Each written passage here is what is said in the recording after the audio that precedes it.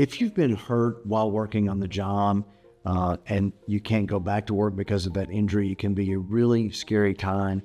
And if you reach out to our law firm, we can help guide you on the different benefits that are available for you.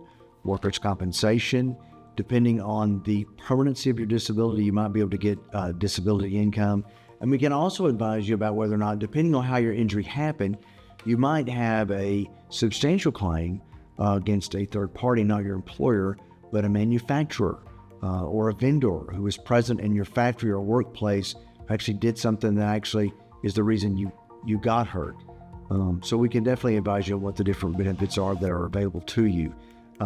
Typically in a workplace injury case, people say, well, who would be like a third party? Who would be responsible for it? I'll give you some real world examples.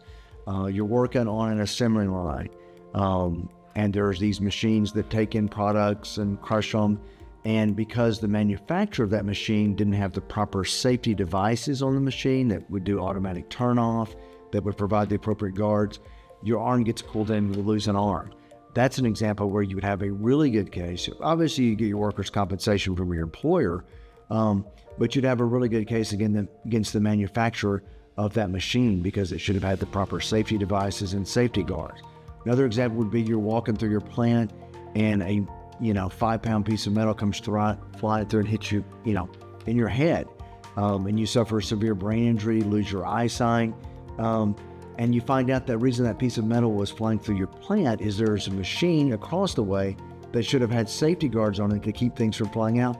They didn't have those. You'd have a very good case against the manufacturer of that machine.